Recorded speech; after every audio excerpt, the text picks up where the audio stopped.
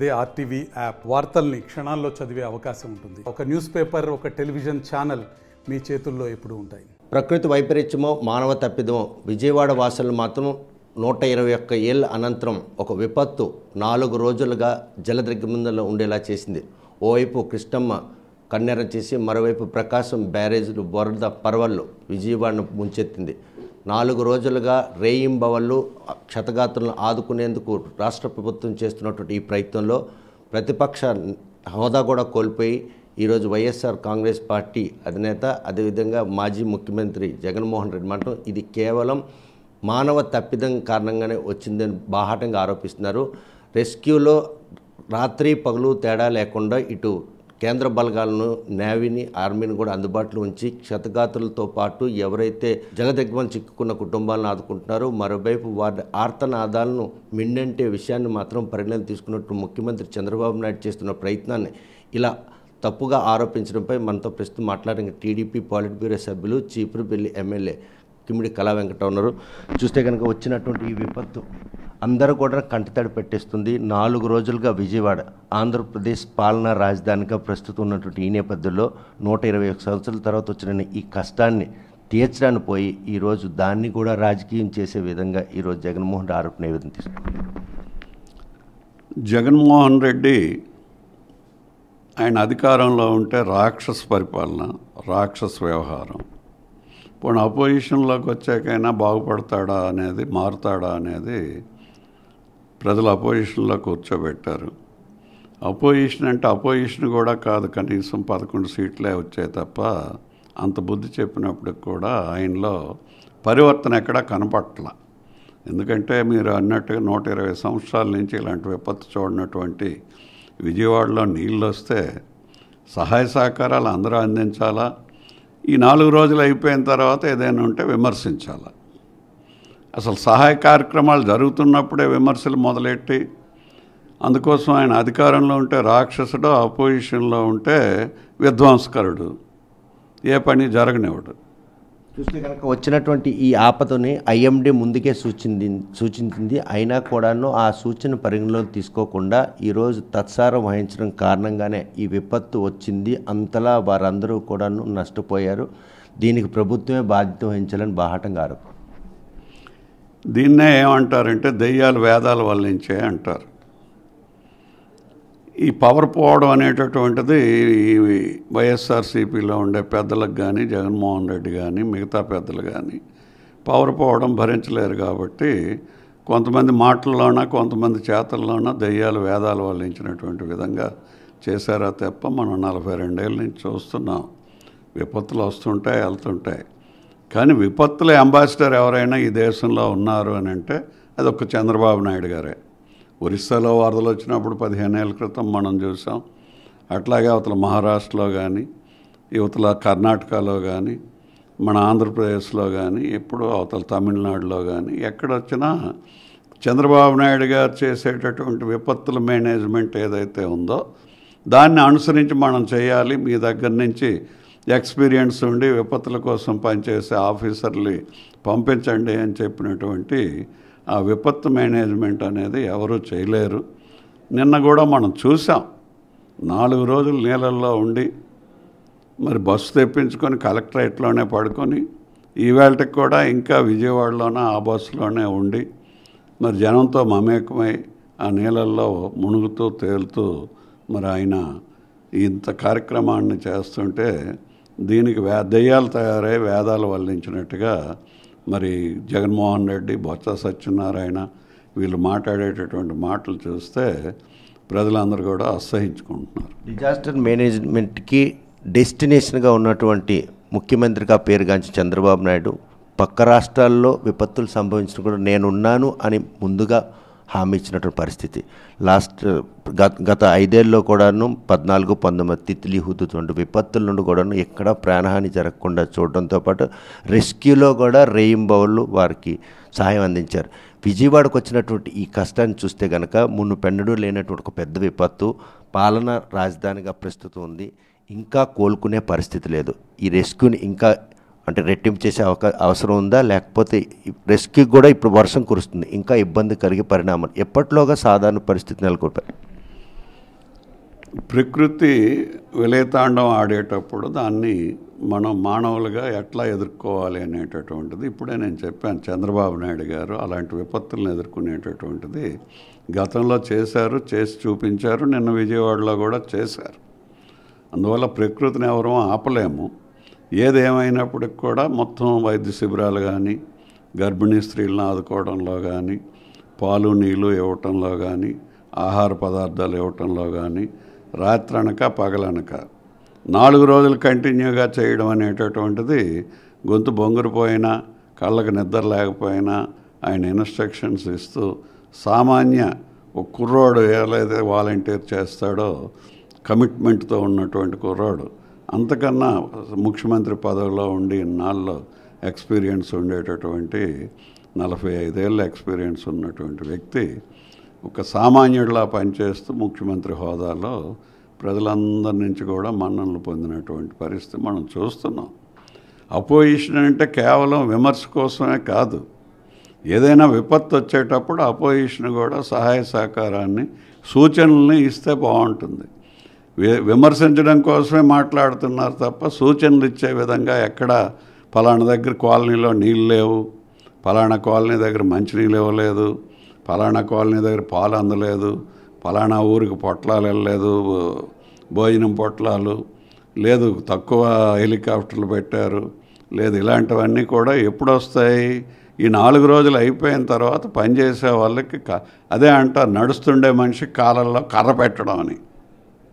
ఈ కర్ర పెట్టడం అనే మనస్తత్వమే తప్ప వీళ్ళకి కనీసం ఆ జనం గురించి కానీ, ఆ బాధల గురించి కానీ ఆలోచించే వ్యక్తులు కారు. కాబట్టి ఇలాంటి మాటలు జగన్మోహన్ రెడ్డి ఆయన పరివారం మాట్లాడుతుంటారు.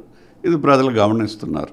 రీహాబిలిటేషన్ సెంటర్లు పెట్టడంలో రెస్క్యూలో కూడాను అలసత్వం పూర్తిగా కనిపిస్తుంది. 4 రోజులైనా కూడా వారికి వచ్చిన కష్టం తీర్చడంలో మాత్రం రాష్ట్ర ప్రభుత్వం వైఫల్యం వారి పాలిట శాపంగా మారింది.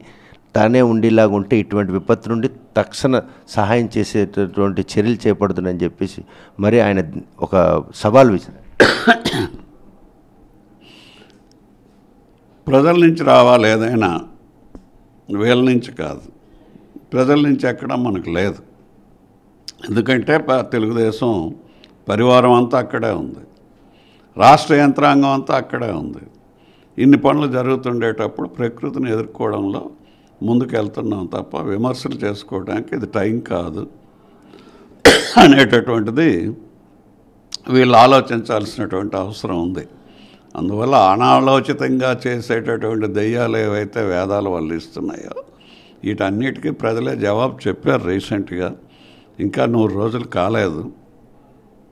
అయినప్పటికి కూడా వనరులతో పాటుగా ఏది లోపం లేకుండా చంద్రబాబు నాయుడు గారు తానుంటూ ముందుపడి పరివారాన్ని అలాగే యంత్రాంగాన్ని ముందుకు నడిపించి ముందుకు తీసుకువెళ్తున్నారు. కాబట్టి ఏదో విమర్శ చేయాలి కాబట్టి మేము చేస్తామనే పద్ధతిలో వీళ్ళు చేయడం, నడిచే మనిషికి కాలంలో కర్ర పెట్టడం అనేటటువంటిది అంటారు. ఆ పనే వీళ్ళు చేస్తున్నారు తప్ప ఒక హోందాతనం కానీ ప్రజాస్వామ్యంలో ఉండాల్సినటువంటి ఆ హోందాతనం ఎలా కనిపించడం లేదు అనేది. వర్షాలు ఒక పక్క వస్తున్నాయి, తగ్గకుండా వెళ్తున్నాయి, ఇంకో పక్క డ్యామేజ్కి పడవలు వచ్చే అదయ్యే. దాన్ని ఇమీడియట్గా ఆయన తెప్పించి సలహాదారుగా నియమించి కన్నయ్య నాయుడు చేత చూపించి చేసినటువంటి కార్యక్రమం మరి ఆ విధంగా జరుగుతున్న. మంత్రులందరూ అక్కడే ఉన్నారు, ఐఏఎస్ వాళ్ళు అక్కడే ఉన్నారు, అదేవిధంగా పోలీసు యంత్రాంగం అంతా అక్కడే ఉంది, ప్రభుత్వ యంత్రాంగం అంతా కూడా 100% నుండి అన్ని విధాలుగా కూడా మేము ఉన్నాము అని చెప్పి ప్రజల్లో భయభ్రాంతులు లేకుండా ఆ విధంగా వీలున్నంత వరకు. మరి వీళ్ళు అనుకుంటున్నారేమో విపత్తులు ఇవన్నీ పెట్టినవి మన సెల్ ఫోన్లో వస్తుండేటటువంటి ఆ హెచ్చరికలు కానీ వీటన్నిటికీ ఎవరు తెలుగుదేశం పార్టీ ప్రవేశపెట్టింది. దాని నాయకుడైనటువంటి చంద్రబాబు నాయుడు గారు ప్రవేశపెట్టారు. అందుకోసం ఆయన బ్రాండ్ అంబాసిడర్. మీరు అది చూసి వారలేక నోరు పారేసుకుంటున్నారు అనేటటువంటిది ప్రజలందరూ అనుకుంటున్నారు. మీరు కూడా మరి ఇలాంటి పనులు మానుకోండి అని చెప్పి నా సజెషన్. విజయవాడలో తొలినాళ్ళలో వరదలు వచ్చిన సమయంలో అమరావతి మొత్తం కూడాను నీట ములిగిందన్నటువంటి ఒక ప్రచారం చేశారు. అది కాదని తెలిసిన తర్వాత ఈ విపత్తును మాత్రం రాజకీయాలు చేసుకునేందుకే ఆయన పర్యటన కొనసాగే విధంగా ఆయన తాలూ కామెంట్స్. రాజకీయం ఎప్పుడు చేయాలి అనేటటువంటిది అప్పుడు చేస్తే బాగుంటుంది. అప్పుడు చేయకే ఈ బాధ అంతా ప్రజలకు వచ్చింది. 5 సంవత్సరాలు అధోగతి పాలైపోయింది రాష్ట్రం. ఎక్కడికక్కడే అలసత్వం వచ్చింది. అన్ని డిపార్ట్మెంట్లను కూడా పూర్తిగా నిర్వీర్యం చేసేసాడు. దీంట్లో ఎక్కడైనా అరాకొర ఒకటో రెండో ఉంటే జగన్మోహన్ రెడ్డి 5 సంవత్సరాలు చేసినటువంటి ఆ నిర్వీర్యమైనటువంటి పరిపాలన వ్యవస్థలు నిర్వీర్యం చేసేసి వాళ్ళని అణగతొక్కేశాడు. కాబట్టి ఇప్పుడు ఏదైనా లోపం ఒకటో రెండో కనిపించాలి అనుకున్నా ఎక్కడ కనిపించకుండా వాళ్ళందరినీ ముందుకు తీసుకువెళ్తున్నారు. రెండోది మీరు అడిగినటువంటి ప్రశ్న రాజధానిలో ఇదేంటంటే అసలు వచ్చినటువంటి వర్షం ఏంటంటే పౌరింగ్, కుండపోత. ఈ కుండపోత ఎక్కడైతే క్లౌడ్ బరస్ట్ అవుతుందో అక్కడే పడిపోతుంది. అలాగే తెలంగాణలో ఉండే 10 జిల్లాల్లో, మనకి అరెస్ట్ వైల్ ఆంధ్రప్రదేశ్లో ఉండే 13 జిల్లాల్లో, 4 జిల్లాల్లో, అందులో ఎక్స్పెషల్లీ విజయవాడలో పూర్తిగా కుండపోత వర్షం అక్కడ పడిపోయినటువంటి పరిస్థితి వచ్చింది తప్ప అక్కడేమీ మన గుంటూరు జిల్లా కదా రాజధాని అనేది అమరావతి, అదే జిల్లా అనేది కాదు, అది అందరిది. అలాంటి అమరావతిలో కూడా ఇలాంటి విపత్తు వచ్చినప్పుడు నీరు లేదన్నది కూడా వీళ్ళకి బాధ, కడుపు మంట. అది కూడా మునిగిపోతే బాగుందని ఇలాంటి నికృష్టమైనటువంటి ఆలోచనలతో ఉన్న వాళ్ళు రాజకీయాల్లో మనగడం చాలా బాధాకరం అని చెప్పి. ఈ విపత్తుకి గత 5 ఏళ్ల పాటు ఇరిగేషన్కి కానీ ప్రాజెక్టులు కానీ ఇక్కడ మెయింటెనెన్స్ చేయకపోవడం కూడా ఒక కారణంగా ప్రభుత్వం అనుమానిస్తుంది.